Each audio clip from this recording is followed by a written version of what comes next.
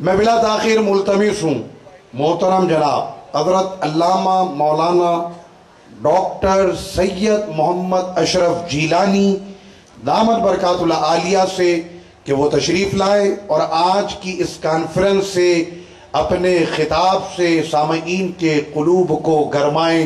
نعروں سے ان کا استقبال کیجئے گا. نعرہ تکبیر، نعرہ رسالت، نعرہ غوثیہ، فیض رضا، نعرہ حیدری.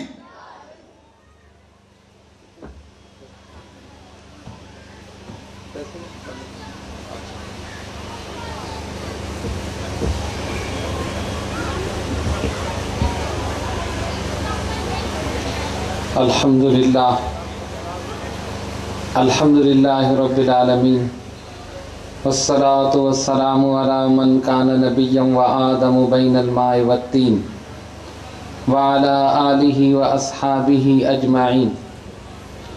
اما بعد فاعوذ باللہ من الشیطان الرجیم. بسم اللہ الرحمن الرحیم. الا ان اولیاء اللہ لا خوف علیہم ولا هم یحزنون الذین آمنوا وکانوا یتقون لهم البشرى فی الحیاة الدنیا وفی الآخرہ لا تبدیل لکلمات اللہ ذالک هو الفوز العظیم. صدق اللہ العظیم. بارگاہ رسالت میں درود پاک کا نذرانہ پیش کیجئے. اللہم صلی علی سیدنا مولانا محمد وعلی آل سیدنا مولانا محمد صلاة دائمة بدوام الملک الحی القیوم.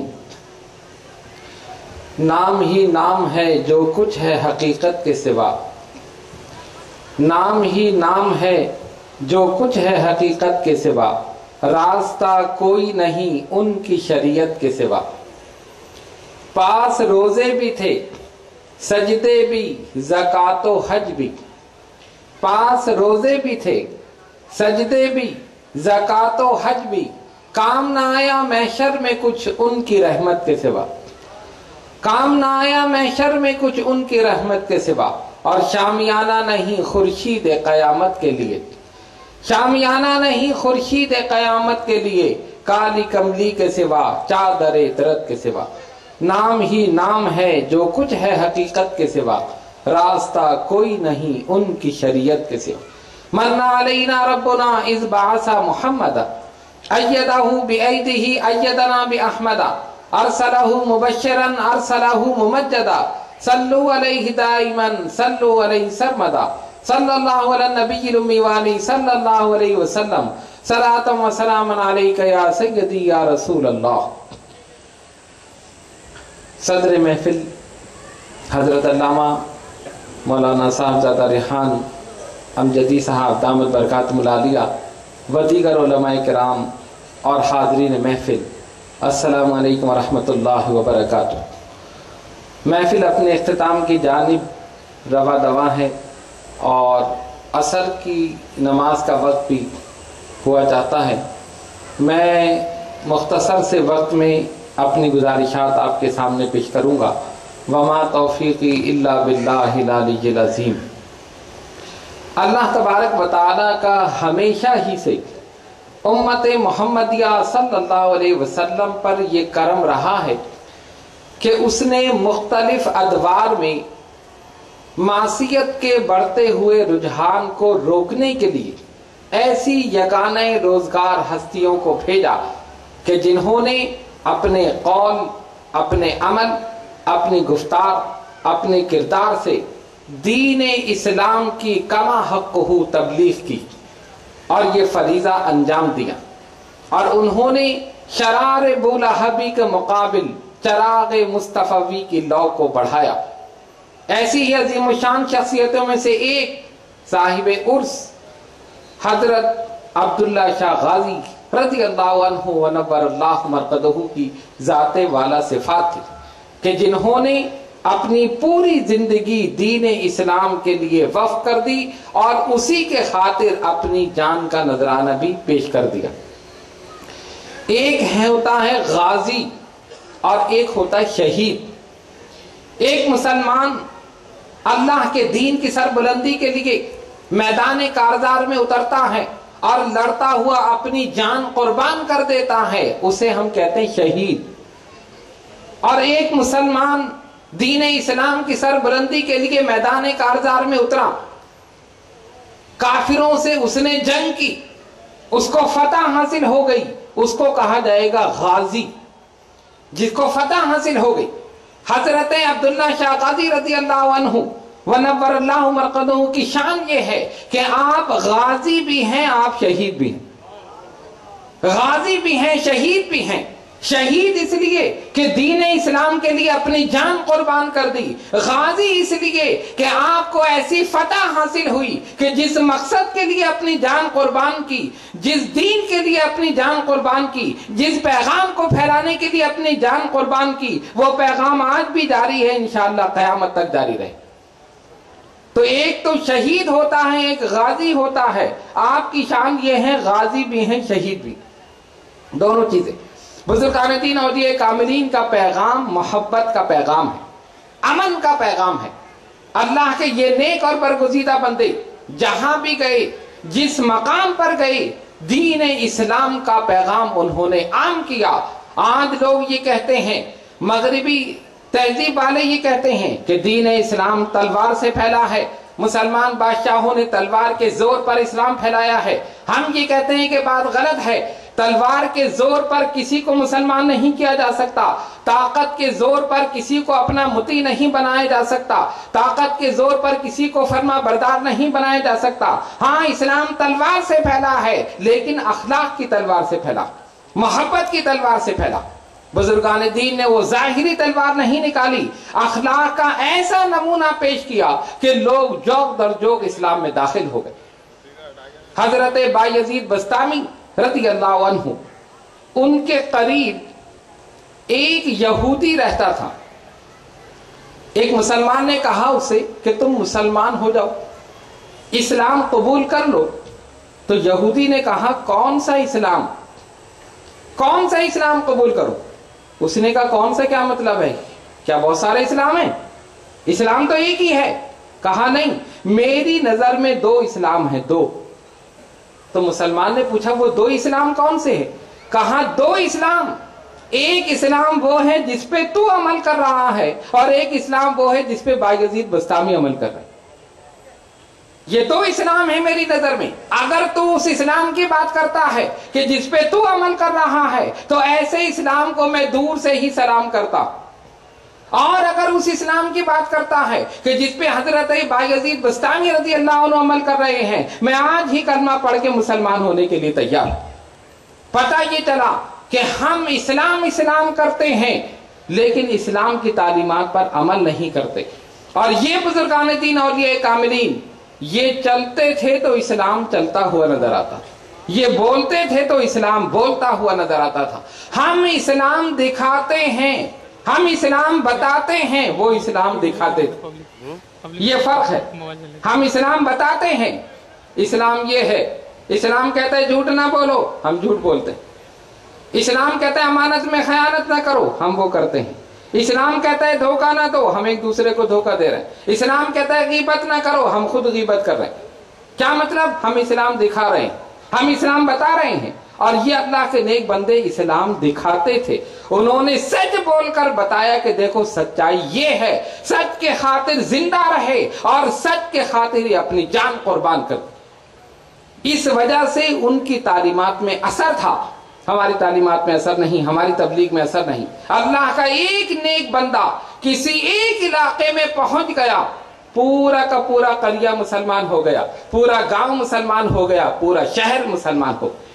وجہ یہی تھی کہ عالم بعمل تھے، پہلے خود عمل کیا، اور جب عمل کیا اللہ رب العالمین نے زبان میں یہ تاثیر پیدا کر دی کہ جو زبان سے نکل گیا لوگوں کے قلوب و اذہان میں اتار کے رکھ دیا، ظاہر اور باطن کی تطہیر کر دی، تزکیہ نفس اور تصفیہ قلب کر دیا۔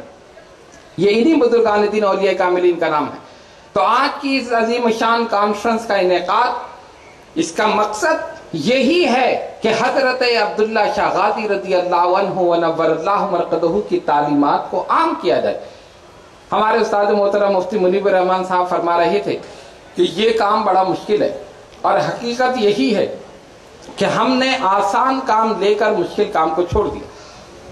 حقیقت حال کیا ہے کہ ان بزرگان دین اولیاء کاملین کو خراج عقیدت پیش کرنے کا سب سے بہترین طریقہ یہ ہے کہ ان کی تعلیمات پر عمل کیا جائے۔ جس مقصد کے لیے انہوں نے اپنی زندگی گزاری اس مقصد پر عمل کیا جائے، جس مقصد کے لیے انہوں نے اپنی جان قربان کی اس مقصد کو زندہ کیا جائے، ان کے مشن کو زندہ کیا جائے اور اسی کی خاطر اپنی زندگی بھی گزاری جائے۔ تب آپ یہ سمجھیں کہ حضرت عبداللہ شاہ غازی ہم سے خوش ہوں کہ ان کا پیغام جاری ہے، ان کی تعلیمات جاری ہے۔ اللہ تبارک و تعالیٰ نے ان نیک اور برگزیدہ بندوں میں یہی تاثیر رکھی۔ فرمایا میرے آقا صلی اللہ علیہ وسلم نے، حل انبئکم بخیارکم، کیا میں تمہیں نہ بتاؤں کہ تم میں بہترین لوگ کون ہیں؟ صحابہ نے عرض کیا نعم یا رسول اللہ صلی اللہ علیہ وسلم، ضرور بتائیے کہ ہم میں بہترین لوگ کون ہیں۔ سرکار نے فرمایا خیارکم الذین اذا رؤوا ذکر اللہ، تم میں بہترین لوگ وہ ہیں کہ جب ان کے چہروں کو دیکھو تو اللہ یاد آ جائے۔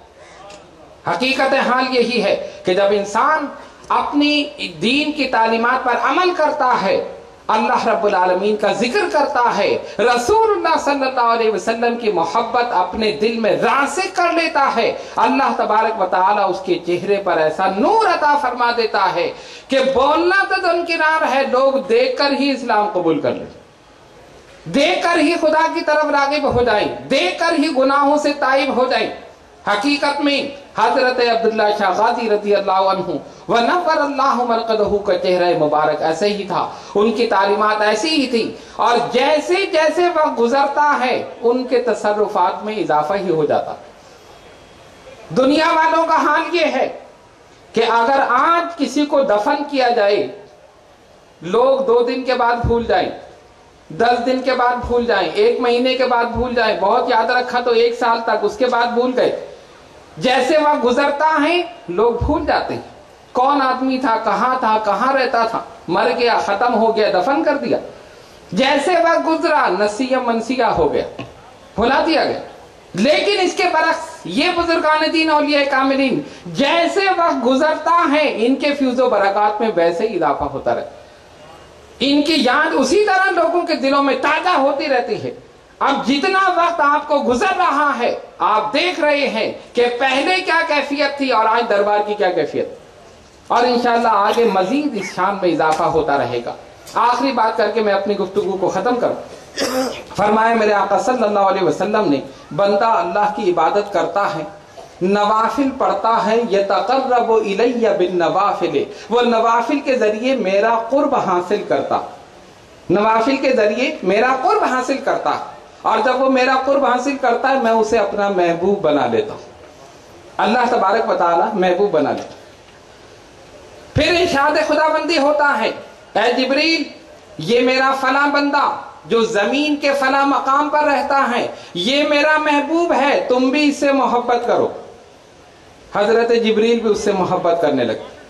پھر ارشاد خداوندی ہوتا ہے، جبریل اب آسمان کے فرشتوں میں یہ اعلان کر دو کہ اللہ کا یہ بندہ جو زمین کے فلاں مقام پر رہتا ہے اس سے اللہ محبت کرتا ہے، جبریل محبت کرتے ہیں، لہذا اب آسمان کے فرشتے بھی اس سے محبت کرتے۔ سرکار فرماتے پھر آسمان کے فرشتے بھی اس سے محبت کرنے لگے۔ پھر ارشاد خداوندی ہوتا ہے، اے فرشتوں اب زمین پر اتر جاؤ اور زمین پر پھیل جاؤ اور زمین والوں میں یہ اعلان کر دو کہ یہ اللہ کا بندہ جو زمین کے فلاں مقام پر رہتا ہے اس سے اللہ محبت کرتا ہے، جبریل محبت کرتے ہیں، آسمان کے فرشتے محبت کرتے ہیں۔ اب اللہ کا حکم ہے کہ زمین والے بھی اس سے محبت کریں، زمین والے بھی اس سے محبت کریں۔ تو کیا فرشتے جب زمین پر اترتے ہیں تو کیا ایک ایک آدمی کے کان میں کہتے ہیں اس سے محبت کرو؟ کیا ایک آدمی کو پکڑ کر کہتے ہیں اس سے محبت کرو؟ نہیں۔ فرمایا علماء کرام نے، مشائخ اعظام نے، جب وہ فرشتے اللہ کے حکم سے آسمان سے زمین پر اترتے ہیں وہ اس نیک بندے کی محبت لوگوں کے دلوں میں پیدا کر دیتے، لوگوں کے دلوں میں پیدا کر دیتے ہیں۔ پھر کیفیت یہ ہوتی ہے کہ روکنے والے کتنا ہی روکتے رہیں، روکنے والے کیسے ہی بم دھماکے کرتے رہیں، لیکن قافلے بغداد کی طرف جاتے ہیں، قافلے اجمیر کی طرف جاتے ہیں، قافلے بریلی کی طرف جاتے ہیں، قافلے کچوچی شریف کی طرف جاتے ہیں، قافلے سرہند شریف کی طرف جاتے ہیں، قافلے لاہور کی طرف جاتے ہیں، قافلے پاک پٹن کی طرف جاتے ہیں، اور قافلے عبداللہ شاہ غازی کی طرف جاتے ہیں۔ یہ اسی محبت کا نتیجہ ہے جو اللہ نے لوگوں کے دلوں میں پیدا کی۔ اللہ بھیج رہا ہے، یہ روک رہے ہیں، اللہ بھیج رہا ہے اور یہ روک رہے ہیں۔ بتاؤ طاقت کس کی زیادہ؟ روکنے والوں کی یا اللہ کی؟ اللہ کی طاقت زمین نے دکھا دیا، اور آپ کے مشاہدے میں یہ ہے کہ کتنے بم دھماکے ہو جائیں، لیکن جو اللہ نے محبت، ان ولیوں کی محبت لوگوں کے دلوں میں پیدا کی ہے، وہ کبھی نہیں نکل سکتی۔ اس لیے کہ اللہ رب العالمین خود چاہتا ہے کہ میرے بندوں کے پاس آؤ۔ وہ خود کہتا ہے انا جلیس من ذکرنی، جو میرا ذکر کرے میں اس کے پاس بیٹھا ہوتا ہوں، جو میرا ذکر کرے میں اس کے پاس بیٹھا ہوتا ہوں۔ تو کیا اللہ تعالیٰ بیٹھتا ہے؟ کیا وہ کھڑا ہوتا ہے؟ معذر نہیں، وہ تو بیٹھنے اٹھنے سے پاک ہے، وہ سونے جاگنے سے پاک ہے، وہ کھانے پینے سے پاک ہے، نہ وہ بیٹھتا ہے، نہ وہ کھڑا ہوتا ہے، نہ وہ کھاتا ہے، نہ وہ پیتا ہے، نہ وہ سوتا ہے۔ پھر وہ کیوں کہتا ہے نا جلیس من ذکرنی، جو میرا ذکر کرے میں اس کے پاس بیٹھا ہوتا ہوں۔ علماء کرام نے فرمایا کہنے کا مقصد یہ ہے انا جلیس من ذکرنی، جو میرا ذکر کرے میں اس کے پاس بیٹھا ہوتا ہوں۔ بیٹھنے کی مثال اس لیے دی ہے کہ جو بندہ میرا ذکر کرتا ہے میں اس کو اپنا قرب ایسے عطا کرتا ہوں جیسے میں اس کے پاس بیٹھا ہوں، میں اپنا قرب ایسے عطا کرتا ہوں جیسے اس کے پاس بیٹھا ہوں۔ اور بلا شبہ یہ جتنے بزرگان دین اولیاء کاملین ہیں یہ سب اللہ کا ذکر کرتے ہیں۔ جب یہ اللہ کا ذکر کرتے ہیں تو اللہ ان کو اپنا قرب عطا فرماتا ہے۔ تو ہم گناہگاروں نے دیکھا کہ ہمیں اللہ کا قرب چاہیے، ہمیں اللہ کی محبت چاہیے، ہمیں اللہ کا قرب کیسے حاصل ہو؟ ہم تو گناہگار ہیں۔ جب ہم نے اس حدیث شریف کو دیکھا کہ اللہ نے فرمایا جو میرا ذکر کرتا ہے میں اس کے پاس بیٹھا ہوتا ہوں، اور یہ سارے بزرگان دین اللہ کا ذکر کرتے ہیں، اللہ ان سے قریب ہے، اسی لیے ہم بھی ان سے قریب ہو گئے، ہم بھی ان سے قریب ہو گئے کہ اللہ ان سے قریب ہے۔ جب ہم ان کے قریب ہوں گے اللہ ہم سے بھی قریب ہو جائے۔ اور یہ حقیقت ہے جو بزرگان دین سے قریب ہے وہ خدا کے قریب ہے، جو ان سے دور ہے وہ خدا سے دور۔ ہم اہل سنت والجماعت ہمارا ایمان یہی ہے، ہمارا عقیدہ یہی ہے، یقین کامل یہی ہے کہ اللہ کے نیک اور برگزیدہ بندے اللہ کے مقرب ہیں۔ اور مقرب ہونے کی دلیل یہ ہے کہ وصال مبارک کو ہزاروں سال گزر جائیں، نام زندہ ہے، قیامت تک زندہ رہے۔ لوگ مٹانے کی کوشش کر رہے ہیں، خدا باقی رکھنا چاہتا، تو باقی رکھنے والا مٹانے والوں سے زیادہ زبردست ہے، باقی رکھنے والا مٹانے والوں سے زیادہ قدرت اور طاقت والا ہے۔ اس لیے کتنے ہی لوگ روکنے کی کوشش کریں، لیکن الحمدللہ یہ بزرگان دین اور یہ کاملین ان کی عظمت اور شان کے ڈنکے قیامت تک بجتے رہیں گے، ان کی خانقاہیں قیامت تک آباد رہیں گی، لوگ آتے رہیں گے، فیض حاصل کرتے رہیں گے، اور یہیں سے سچے اور پکے مسلمان بن کر جاتے رہیں۔ اللہ تبارک و تعالی ہم سب کو ان نیک اور برگزیدہ بندوں کی سیرت پر عمل کرنے کی توفیق عطا فرمائیں۔ آج کی اس کانفرنس کا آخری پیغام یہی ہے کہ ہم ان بزرگان دین اور یہ کاملین کی تعلیمات پر عمل کریں، جس مقصد کے لیے انہوں نے اپنی زندگی گزاری اسی مقصد کے لیے ہم بھی اپنی زندگی گزاریں، ان کے مشن کو زندہ رکھیں۔ اسی میں فلاح ہے، اسی میں کامیابی ہے، اسی میں نجات ہے۔ اللہ تبارک و تعالی ہم سب کو حضرت عبداللہ شاہ غازی رضی اللہ عنہ ونور اللہ مرقدہ کی سیرت پر، ان کی تعلیمات پر عمل کرنے کی توفیق عطا فرمائے۔ وآخر دعوانا ان الحمدللہ رب العالمین۔